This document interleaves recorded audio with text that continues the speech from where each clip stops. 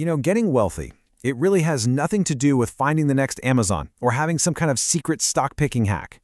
It's about understanding a simple and frankly deeply unpopular truth about ourselves. So let's dive into why the most powerful financial tool you have is actually the one you probably use the least: self-awareness. So let me just ask you this. What if your single biggest financial obstacle isn't the economy, or your salary, or just bad luck? What if it's that 3-pound chunk of wiring between your ears? The truth is, you're fighting millions of years of evolution that programmed you for immediate survival, not for long-term wealth. And this quote right here, this is our guiding principle today. See, financial success isn't a game of trying to be a genius. It's actually a game of systematically avoiding the common, predictable mistakes that sabotage almost everyone else. It's about playing a completely different game. Okay, so first, we have to understand the opponent. And the opponent, well, it's your own psychology. Your brain evolved to keep your ancestors alive out on the savannah, right? Not to make you rich in the 21st century. And those same instincts are now working directly against your financial well-being. And the crazy thing is how these traps all feed into each other. Social proof tells you to follow the crowd and lease that new car. Envy makes you feel like a loser if you don't. Society pats you on the back when you do it, and your brain's absolute hatred of uncertainty pushes you to make that bad decision fast, just to get it over with. It's a perfect recipe for self-sabotage.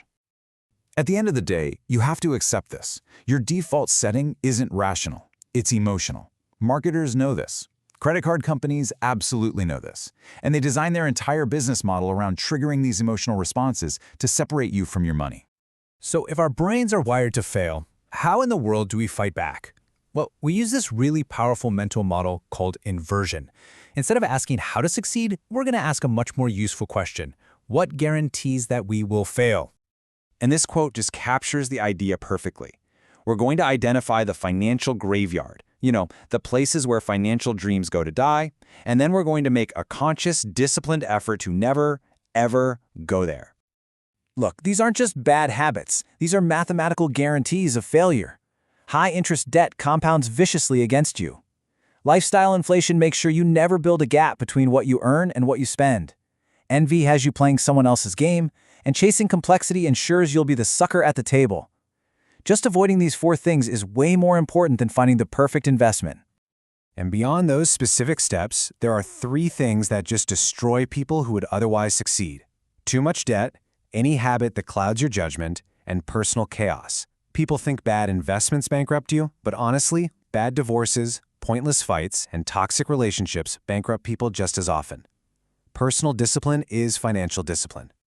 All right, so we've focused a lot on avoiding failure. Now let's flip it and talk about how to actively build success.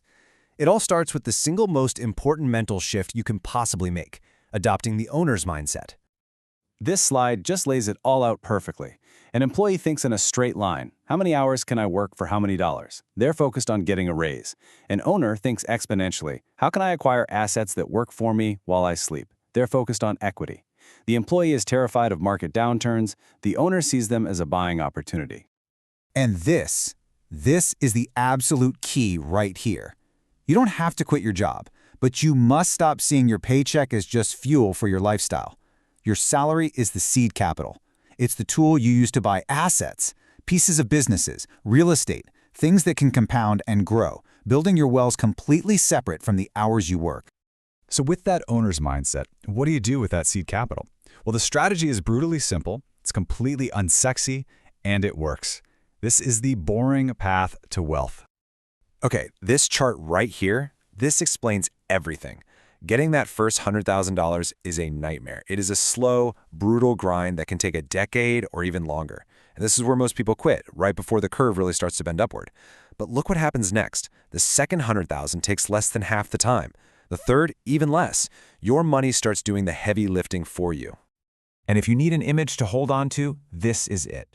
It's not about being some bold, risk-taking lion. It's about being a cautious little squirrel, systematically, patiently, and quietly saving up more nuts than you think you need and just letting them pile up. So, the strategy really just boils down to these 3 steps. First, automate your savings. You pay your future self before you pay anyone else. Second, buy the whole market through low-cost index funds. Boring, I know, but it works. And third, the hardest part, wait. for decades. The power of this strategy isn't in its complexity, it's in its consistency over a very, very long time. So why do all this? Why go through the boring, unpopular grind of being a squirrel for decades? Because the goal isn't just to have a big number in an account. The real prize, it's something far more valuable. The real prize is independence. It's the ability to wake up in the morning and be in control of your own time.